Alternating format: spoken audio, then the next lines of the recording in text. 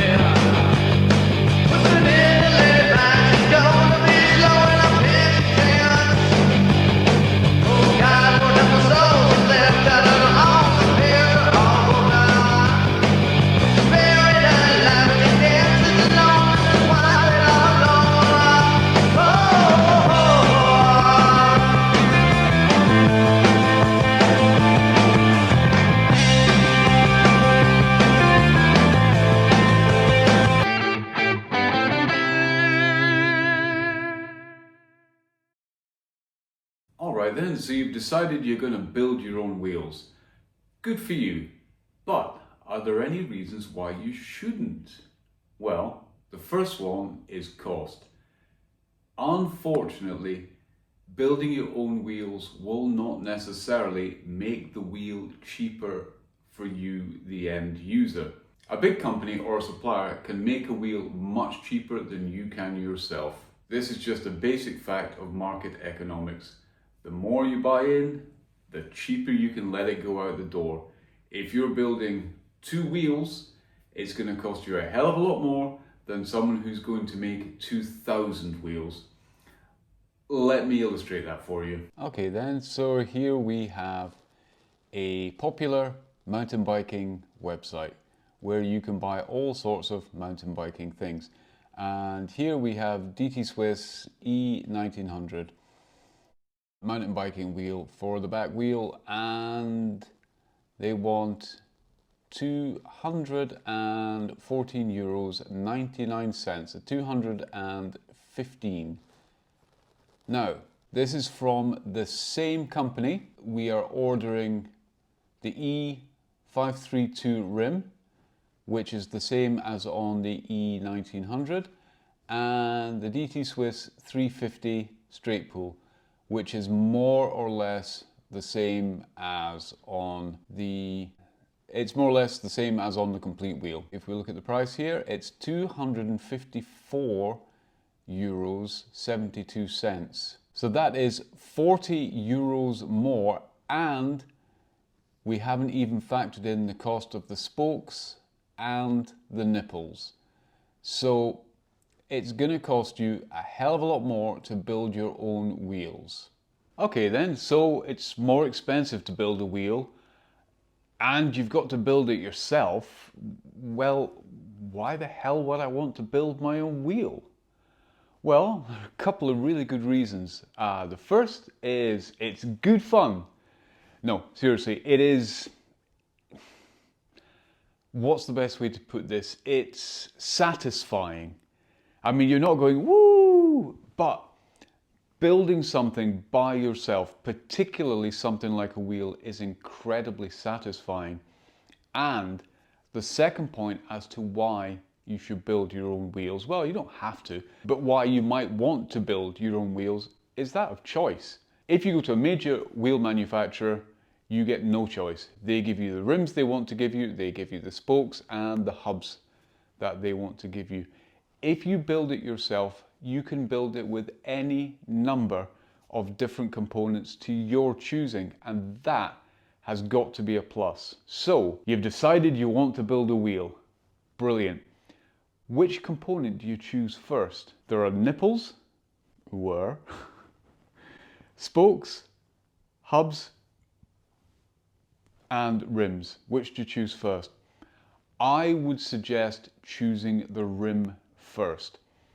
I'll tell you for why. If you're a cross-country rider you're not really going to need the biggest, heaviest, most sturdy wheel out there, rim rather. And if you're doing free ride and extreme downhill, you're not going to be looking for necessarily lightweight. So choose your rim first, then choose your hubs. Once you have chosen your rims and your hubs, order them. Wait for them to come home. Wait for them to come home. Come home, rims. Come home, hubs. Wait for them to be delivered.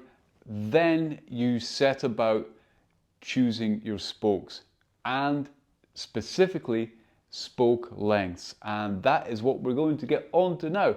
How to measure a spoke length. Here we go. Now, this is an online spoke calculator. It's called Spoke Calc. If you just go into Google and type in Spoke Calc, this is the homepage, and this is how we're going to determine our spoke length. So there are two sides. You have front wheel over here, and there you have rear wheel over here. Now, we're going to be building a rear wheel, so we're going to concentrate on this side here. I've clicked on hub, and the first question you are asked is, do you have the classic, do you want the classic spoke, or do you want the straight pull? Now, this is what a classic hub looks like, and this is a straight pull hub. We have the classic hub, so we'll check that box. Now it's going to ask you to measure your hub, and the way you do that is with a vernier caliper like this one here. You move the jaws open and it measures. It measures digitally on the display, and there is also a kind of like a ruler thing as well, just in case you run out of batteries. Right then, so back to our calculator. It's going to ask you for the distance of the left flange. What's this? Click on that and it shows you exactly. So on the left hand side of the hub, from the middle of the spoke hole to the middle of the spoke hole is the left flange diameter. And then you have the right flange, same thing, but on the other side you have down here left flange to center. That's this point here to that point there. That's the center of the hub. Now, all of this is explained thoroughly on the calculator. Then it goes to rims. Now, this is important. This thing here, rim ERD, the effective rim diameter. Now, if you go on to, for example, I have the DT Swiss rim. DT Swiss give a value for the effective rim diameter. However, because of manufacturing vagaries, defects, shall we say, the quoted ERD on DT Swiss's website or on any other manufacturer's website should not be believed. Always, always, always measure it yourself. And it will show you there. If you can see, it's this point here to this point here. So the inner side of the rim there measured from here to here. Offset spoke OSB. I can't remember what that is actually. Right. That's basically if you have spokes which are offset to one side or the other. You'll know, the rim you get, you will know. Width between holes you measure. Then we're looking at our lacing pattern. Whether it's radial. So radial is where the spoke radiates directly out from the hub to the rim without crossing any other spokes. We have a 28 hole, oops a daisy, we'll pick that one there, and it's not a radial, we're going with a 3 cross. So you've got radial, 1 cross, 2 cross, 3 cross. 3 cross I believe is the strongest. It'll then calculate, you press that button, please read the disclaimer, and that's to say that they take no responsibility for you cocking it up and making a mess of things and killing yourself when you build a duff wheel.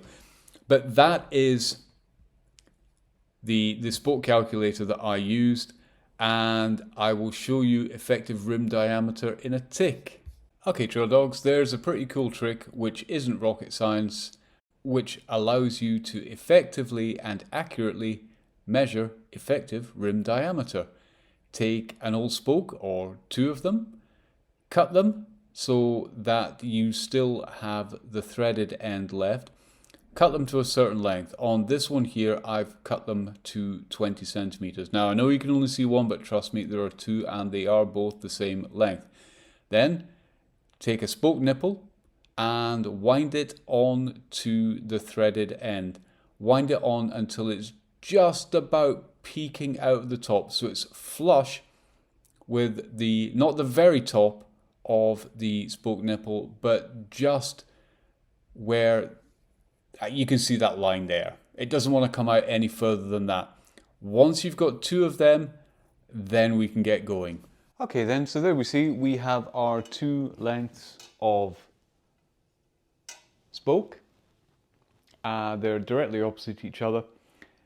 Very important thing to remember here, do not use the spoke hole beside where the valve goes. So I've taken a few round, and this is a 28 hole, and then counted, that being the first, counted round 14, oh well, first from there, 14 round to there, so that's exactly the opposite side. Now what we're going to do is we're going to take a highly accurate spoke ruler, and we know that the length from there to there is 20 centimeters, and there to there is 20 centimeters. So if we just pull it taut, I hope my arm isn't obscuring that now.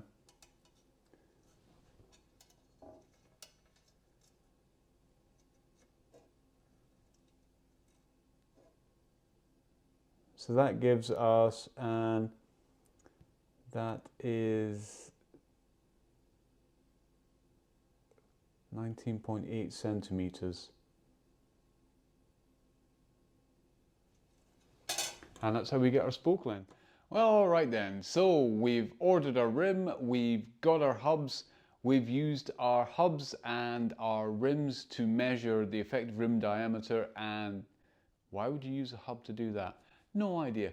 We know our effective rim diameter. We have now ordered our spokes. Hopefully at the same time we have also ordered the nipples to go with. They come in 2 different flavors. They come in alloy and they come in brass. The brass ones are more expensive, but they are better. And again with the spokes, depending on the type of riding you're doing, you can get away with a lighter spoke for lighter riding, but for heavier riding, guess what? Yeah, you're going to need a heavier spoke. Spokes on the way, nipples on the way. Where? Such a child. You got your hopes, you've got your Hope hubs, you've got your DT Swiss FR541 rims because they're amazing. What else are you going to need? Most people will say get a good wheel building stand, and I would also say that very first time you're building a wheel, the best wheel building stand you can afford is the one you should buy. However, there is a slight caveat to that. The very best wheel builders in the world have virtually no use of a wheel building stand. They could true and build a wheel, or build and true a wheel, using an upside down bike, using the forks and a piece of zip tie. That's all. The better you get at it, the less tools you will need. But get yourself a good wheel building stand.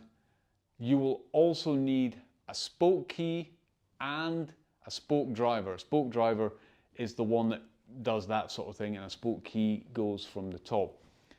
You're going to need them both. They're inexpensive, so get them both. It will take you far less time in the long run. You're also going to need some kind of lubricant. Now, I've been recommended just a lightweight engine oil. So that's what I've used in my wheel builds before, and it's kind of worked. So what have we got? We've got a wheel building stand, we've got our spoke keys, we've got our engine oil. I use tape to mark around the wheel, and you will also need possibly a spoke tensiometer. They're not 100% necessary, but it takes the guesswork out. There is another way of doing it, which I will show you when we start building the wheel. And if you want to, you can buy a wheel dishing tool. Again though, I don't think they're necessary, and again I will show you a tip to get around the necessity of having the wheel dishing tool. We will get to that later. What we will do right now is start lacing the wheel. We're going to get onto the fun bit. Let's get on with the lacing.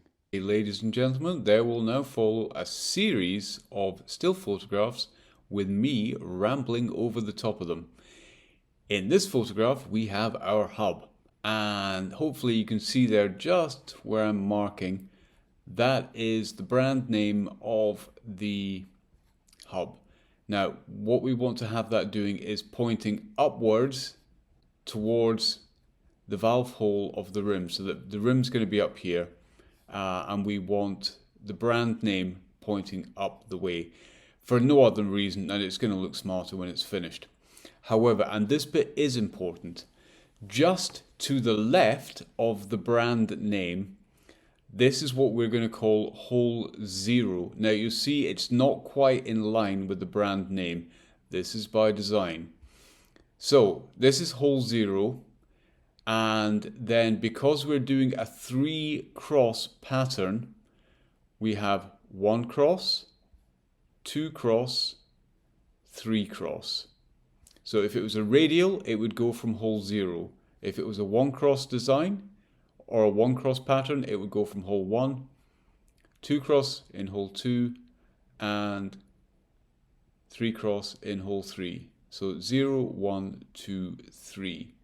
And this is our first spoke.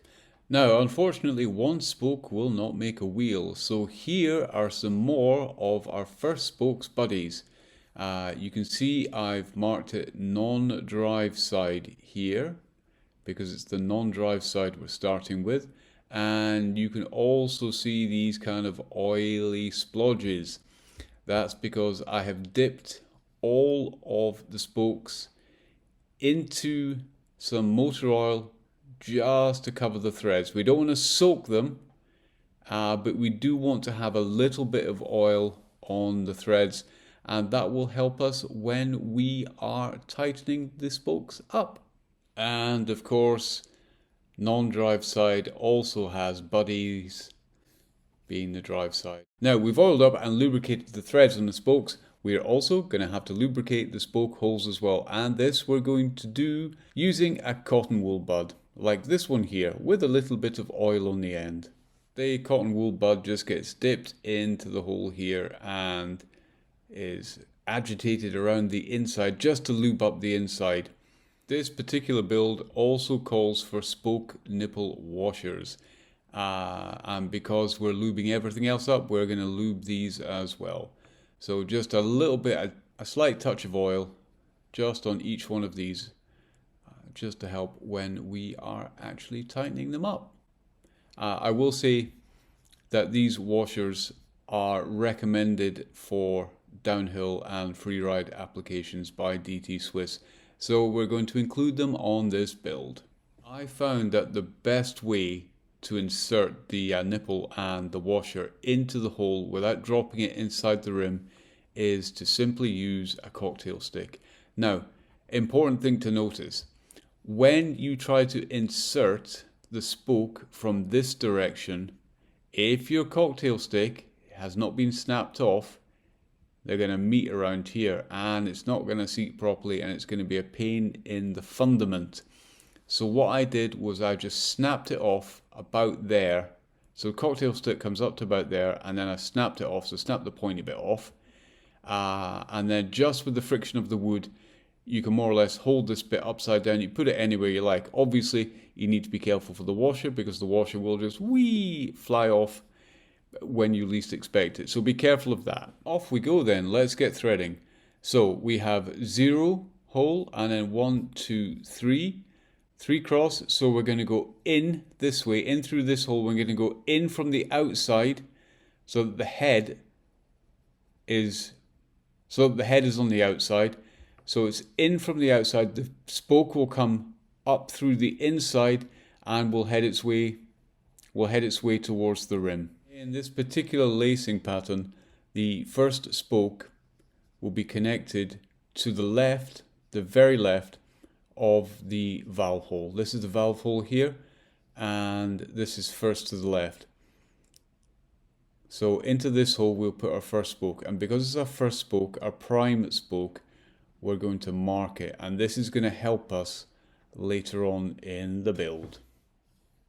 Time for the second spoke. Now the second spoke is going to go, we're going to leave a space here, and then we're going to insert the second spoke from the outside.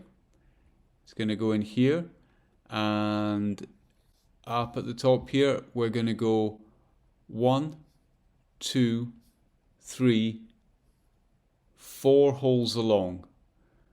So on the hub down here, 2 holes along, and on the rim 1, 2, 3 and 4, and we're going to fasten our second spoke there. All of the following spokes are going to follow the same pattern. 2 holes along, so the third one's going to go in there. 4 holes along at the rim. So this one is going to be number 3, this one's going to be number 4, etc, etc, until we get round to number 7, which will be here. Right then, let's put some spokes in. Now it's time for our second stage of lacing, and this time we're going to lace the other side of the wheel. Now, this is our prime spoke here. You can't see the blue tape, but I promise you it's up there. This is why we tape the spoke. This is our prime spoke. Now, if you look across to the other flange, the prime spoke sits in between 2 spoke holes. So, using the spoke hole to the left, we're going to insert another spoke from the outside so that it comes up through the inside and finds its way to the rim. At the frankly not very clean at all rim, not pointing to any particular section of the rim, actually the whole thing's pretty grotty, we can see our prime spoke there. And this is the first spoke in the second stage of lacing. So it comes up from the hub and it goes into the spoke hole to the immediate left of the prime spoke. So prime spoke here, and immediately to the left is where we're putting our new spoke. Once more, lacing continues much in the same way, or in exactly the same way as it does on the non-drive side. So here's non-drive side, and here is our prime spoke. This is the spoke we have just laced.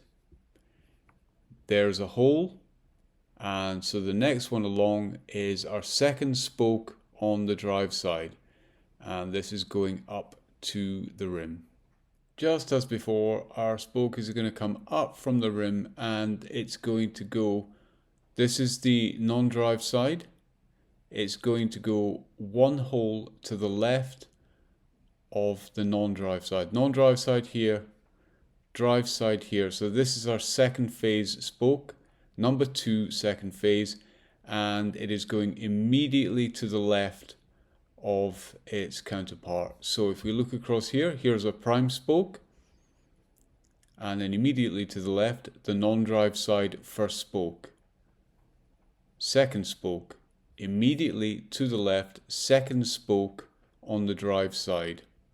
So that's how we do that. Excuse the fuzziness of this picture, but the camera wanted to look at my hand for some strange reason. Weirdo. As wheels are built to a structural pattern, it's worth pointing out that all subsequent spokes will go immediately to the left of the non-drive side. Okay then, trail dogs, so we've got our second row of spokes in. We're now going to go for our third row of spokes, and our wheel is beginning to look a little bit more like a wheel and less like a medieval torture device. With the third row of spokes, we are now going to go with our cross lacing pattern. First thing that we need to do is we need to take our wheel with the non-drive side facing us, and we need to turn the hub anti-clockwise. So that's turning it to the left, just like this. With our wheel cranked round to the left, we are now going to take our spoke and we're going to insert it through this hole here. It's going to go from the inside to the outside. Now you'll notice the other ones have gone from the outside to the inside. This is our first lace from inside to outside. Now, why is it called a 3-cross? There's the first cross. There's our primary spoke, and it's going across that one, but it's going on the outside of it. Okay, the hub flange is in the way, but it's still crossing. That's where it's crossing. Then it comes up and it's going to cross on the outside of that one as well. Then we're coming up following it, and it's going to go under this one here. So you have to bend it, or well, not bend it, but you have to finagle it around and under this particular spoke. So first cross, over. Second cross, over. Third cross, under. And you can see where it's gone under there. This spoke here is sitting on top. And then your spoke is going to go up to the hub, where there's a neat trick. I'll teach you how to do that right now. Okay, trail dogs, let's try to make this as least complicated as it possibly can be. Right. Imagine my hand is the wheel as you're looking at it. Okay? Now, here are 5 spoke holes. First hole here is non-drive side, the side you're working on. And there is a spoke from the non-drive side coming up and filling that hole. Now remember, we counted 4 holes from this. 1, 2, 3, and 4. So on this hole here, we have another spoke coming from the non-drive side up to meet it. This spoke here is the spoke which you've just threaded your spoke underneath. So what we want to do is put the spoke that we want to attach to the rim between this spoke on the non-drive side and this spoke on the non-drive side, and we need to put it in the middle. So it's going to come up and under this spoke, and it's going to go into this hole here. Now then, we're coming up and under this spoke. This hole will be taken already by a spoke from the drive side. This will be an empty hole. This will be an empty hole. This hole will be filled by a spoke from the non-drive side. So filled, filled, empty, empty, filled. We want to take this one here, the first empty hole after the spoke which we've just crossed underneath. I hope that makes sense. If it doesn't make sense, don't worry. Here's a little diagram to show you. Now, here are our spokes. This is the spoke we've gone underneath here. This is the next spoke on the non-drive side. And there should be an equal distance between these 3 spokes. This is the spoke we've come up and underneath. Here will be another spoke, but this spoke will be from the drive side. There'll be an empty hole here and an empty hole here. To make it equidistant, we need to put our spoke into this hole, not this hole. So here, spoke. Here, spoke. here spoke. Empty hole here, empty hole here. This is the one. As you can see, it's in the middle of these two spokes on the non-drive side. One spoke in, and here come the other 6. Phew! 3 stages done, 1 to go. And the 4th stage is just a reversal of the 3rd stage. So we're going to reverse the wheel. We're now on the drive side of the wheel, and you can see I've placed a spoke through the little triangle here, because this is the easy way to thread it. We're going through the flange on the drive side from the inside and coming out. So, same as before, here's our new spoke, and it's crossing once here, twice here. It's going under the spoke here, and then it's going up to the rim, where the only hole available now is the one we're going to put it through. I mean, you can't put it through a hole that's not there, can you? Well, unless you're a dodgy mechanic and you drill another hole. So that is basically the last set of spokes. 1 cross, 2 cross, both of them over, crossing here, going under, up to the rim, and into the only available hole. Right then, believe it or not, but that is the difficult bit done. We've got our wheel fully laced, and all we need to do now is true the damn thing. Trust me, the lacing was the difficult bit. The truing is fairly simple and much more satisfying. Let's get on with it, shall we? The first thing we need to do is bring our spokes up to equal tension. So if you look at the spoke here, we can still see the thread. What we're going to do is we're going to wind the nipple all the way down so it just covers the threads. And we're going to do this on all 28 spokes. When we're finished, all of our nipples and spokes will look like this.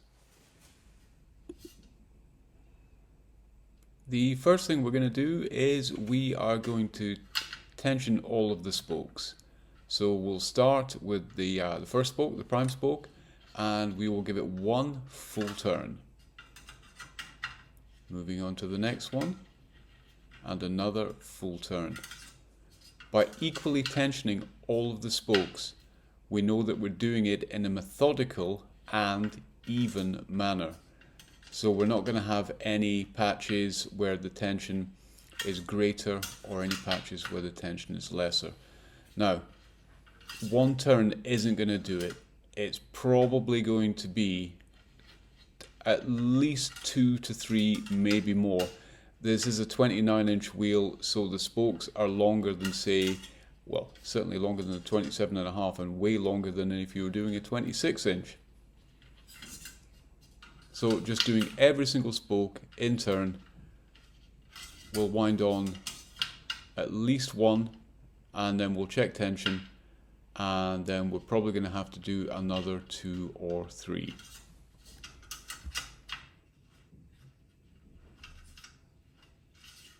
So once we've put sufficient tension in our spokes, we need to now check for lateral trueness. That's side to side. Now what I'm doing here is I'm spinning the wheel and checking the gap between the feeler arm and the wheel itself. Putting a piece of tape on there to mark the point where it's closest to. Turning it round, and it will start to come back in. There it goes. So it's really only 1 point there. What we need to do is tighten the spokes on the other side, and that will pull the wheel away from the feeler arm. Now, when I said that truing the wheel was the easy bit, I literally was not kidding. If we look down here, we can see that the spokes are coming off in a V. This spoke here is coming down this way. This spoke here is coming down from the opposite side. It's coming down, get my hand out of the way, it's coming down that way from this side here. So that one there, that one there, that one there, if I tighten this spoke, which is coming in from this direction, if I tighten it, it's going to pull the rim that way. It's going to pull the rim in the opposite direction. If I loosen it, it will allow the rim to go back this way. By small adjustments of each spoke, we can alter the position of the rim. By tightening this spoke, we're going to pull the rim in this direction, away from the camera. By loosening this spoke, it's going to go this way. On like that. Now that's tightening it like that. And that's going to pull in that direction. By loosening it in that direction, it's going to pull it or allow it to come back in that direction. All the way around the rim, using our feeler gauge, we can adjust each spoke individually, and that helps to true the wheel. It doesn't help to true the wheel, it does true the wheel. We'll get on with that and see how we do. A bit more adjustment and we'll be finished with lateral trueness. Well, for the time being anyway, then we can move on. Okay, next stage. We've got our wheel pretty much straight. However, we need to check for the dishing of the wheel as well. That is to say that the rim is in the middle of the axle. What we can do, instead of using a dishing gauge like the one I'm going to show you now, we can do this instead. What you would normally do is you take the wheel out and you would use the dishing gauge to make sure that both sides were even. But what we can do is we can see here with our feeler gauge, very close there, move the arm out of the way, pick the wheel up, turn it around, to get it back in the stand properly. There we are, and back up with the feeler gauge. And it's almost exactly perfectly dished. So now what we need to do is test for radial trueness, or whether or not our wheel is an egg. Okay then, with radial trueness we're doing pretty much as the same as we did with lateral. So we've got our feeler gauge, but what we're going to do is we're not doing side to side. We're going to move it down and we're going to put it underneath instead. And then any high spots, any imperfections we'll be able to see. I've done a pretty good job, but I'll show you how we adjust it anyway. Now, like with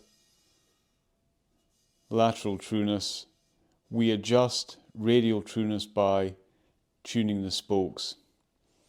So,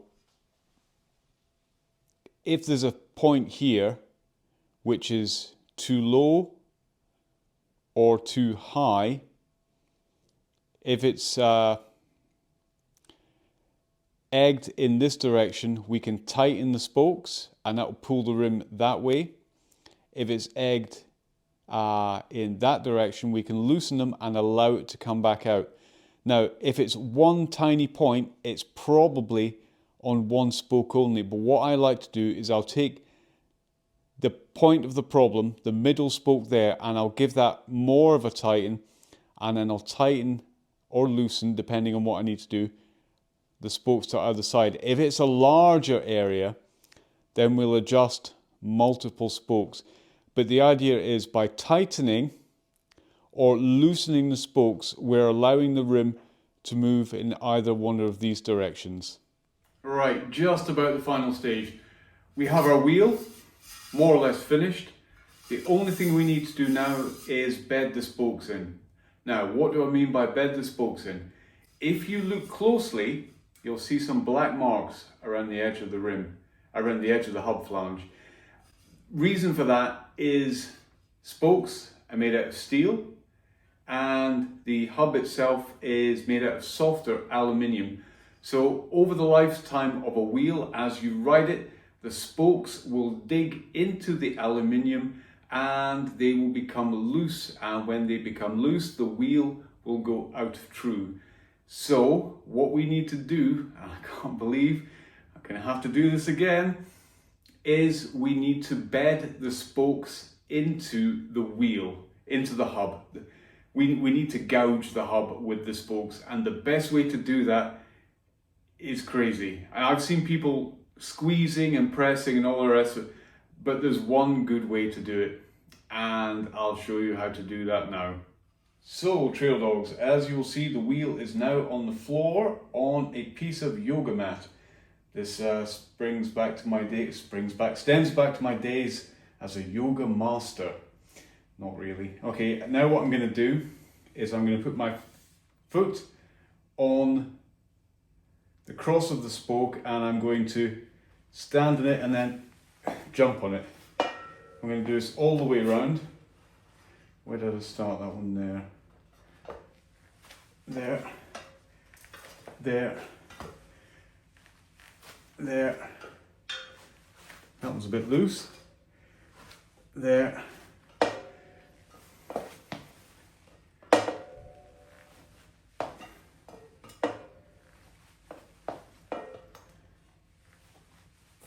Now I weigh,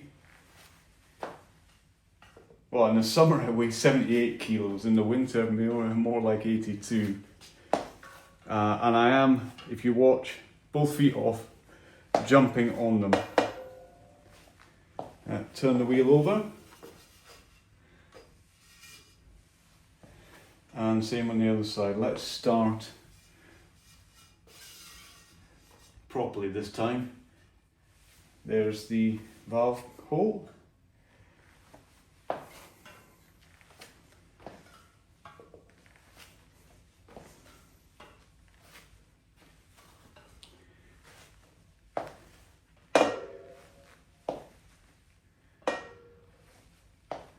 Now, of course, this is going to put your wheel out of true.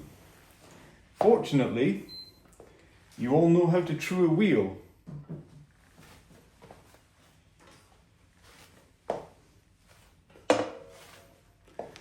I know that because I've just taught you how to do it. Right, so that should do it. There's only one more thing we need to do to stress the spokes, and I'll get on with that in a second. And before we head back to the truing stand, we have one more thing to do, and that's with a hammer. But this has a rubber portion in the handle, and what we're going to do is the bend here, where the spoke travels over, we're going to stress that and give it a slight kink, because that is another area where the spoke will change its, not length, but once it starts to settle in, it will naturally kink over. So what we're going to do is just put put the hammer between and just force one against the other, like that.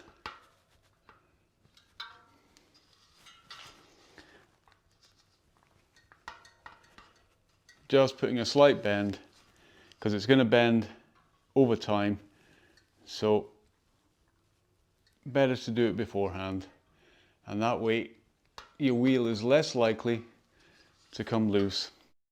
Right, so once we're done with this, we can get back to the truing stand. Well, after a quick trip to the truing stand and a play with the spoke key, we've got the deflection down to virtually nothing. Right, time to upset the balance again. Well, we've trodden on our wheel, we've retrued it in the truing stand, so now we need to make sure that our spoke tensions are more or less where they should be.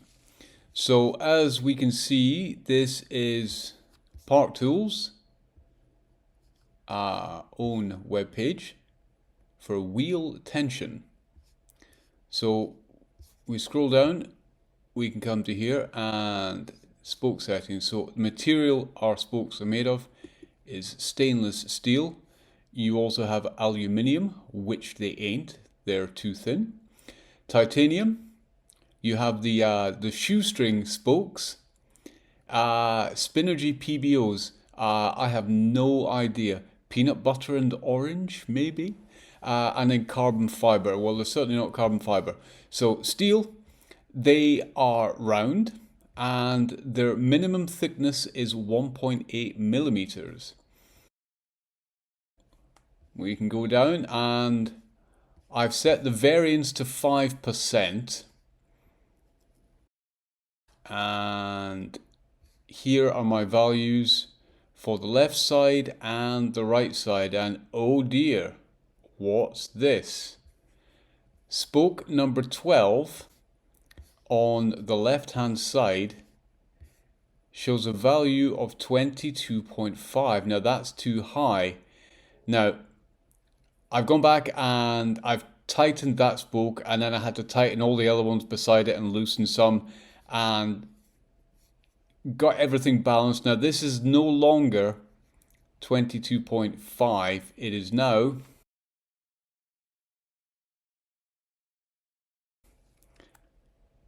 22. So if we press update, if I do it up here, you'll see this changing as well. And then press update. Yeah, it's not changed very much. And that still looks a bit spiderwebby. It's not perfect, but when you think about the tolerances of the metals, that's as pretty round as you're gonna get outside of perfectly manufactured absolutely everything. And if we go down to spoke 12, it's gone green. So we're green all the way. Now, I did say there was another trick to doing that. If you don't have a spoke tensiometer, there's a very simple way to check relative spoke tension, and I'll show you that now. Okay then, if you don't have a spoke tensiometer, and before I bought one, I didn't have one either, not a problem. What we can do is we can first just check to make sure that our spokes are tight enough, and they're tight, okay?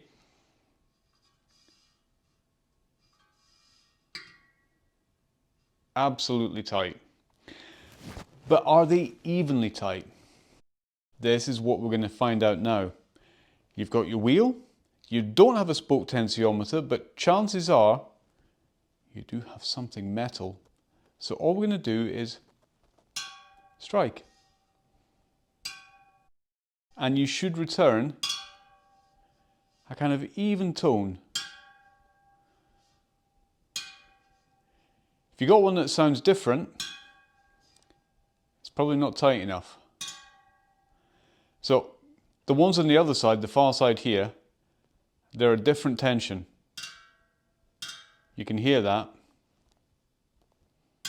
Different, different, different, the same. And that's pretty much, so you go around all the wheel.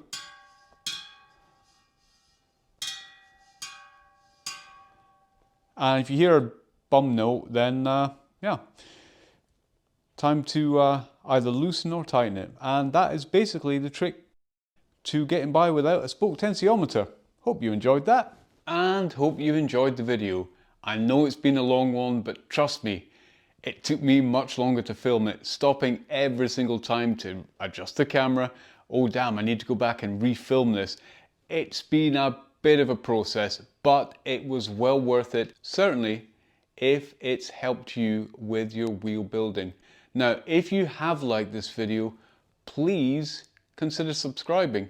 And if you don't think you're ready to go for that kind of commitment, then you could always drop us a like. We like being liked.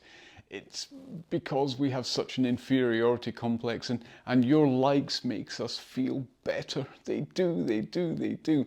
No, seriously, give us a like, leave a comment. If there's something you're unsure about, if you do it within the next week, I promise you I will get back and I will answer you. Now, I'm not the world's best wheel builder, but I kind of fancy I know what I'm doing as far as that is concerned. And if you're feeling daunted about building your own wheel, think of it like this. There are lots of components to it, but each component is fairly simple if you think of it like a Rubik's Cube. So, when you're building a wheel, you're concentrating on individual elements, each for its own in its own time. You're picking your wheel. You're picking your rim, rather. Then you're picking your hub. Always go with the rims first. Pick the rim that's going to suit your riding style the best. Do you ride really gnarly stuff? Do you ride kind of mellow stuff? Country lanes, that sort of thing. Do you want carbon fiber? Do you want aluminium? Do you want 28 hole? Do you want 32 hole? You can even get 24 hole, which I got for the kids, not to be recommended. But choose the rim that is going to suit you the best, because your rim really is the thing which you're going to rely on most. Then go with the hub you want. If you want high engagement, if you don't want high engagement, if you want a silent hub, pick the spokes that are best going to suit your rim, and then it's just a case of assembling it. Now, assembling it, if you take it stage for stage, is not the most difficult thing in the world. If you've written down all your stages, if you make a mess of it, you can always go back and revisit it. I bring you again to the Rubik's Cube. If you make a mess, you can always go back, you can unscramble it, you can start again, as long as the very final step ensures success. I hope that analogy has made sense to you. If it hasn't, well, I don't know how else to put it. Sorry. Anyway, this is now the end of the video. It just leaves me to... Oh wait, I was going to say one more but you're hanging around so you can hear the sound of the Pro 5 hub, aren't you? What does Hope's newish Pro 5 hub sound like? Well, I suppose I could give you a little preview. You will be hearing it on the trail very soon. So trail dogs, Pro's Hope 5 hub, as assembled by me onto a DT Swiss FR541 rim, and it sounds like this.